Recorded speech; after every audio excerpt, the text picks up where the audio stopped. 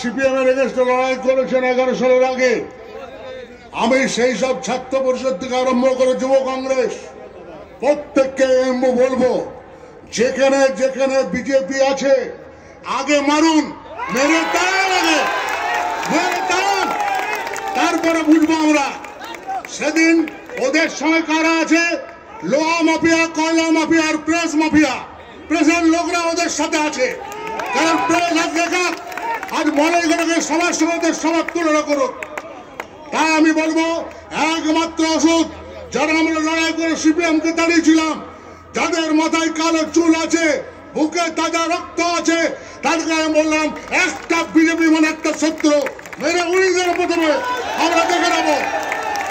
বললো সেদিনও পুলিশ আমাদের সঙ্গে ছিল না, আজকেও পুলিশ আমাদের সঙ্গে নেই।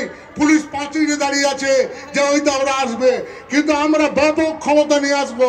আজকে 3 দিনের লড়ছে। তাই বললাম, দিকে দিকে শুধু সংগঠন, লাঠি বাতা নয়, ঝান্ডার সঙ্গে লাঠি লাগুন এবং লাঠি দিয়ে পাট ফাঁকা করে দেন, তারপরে আমরা এগিয়ে নেবো। জয় হিন্দ, বন্দে মাতরম। ধন্যবাদ।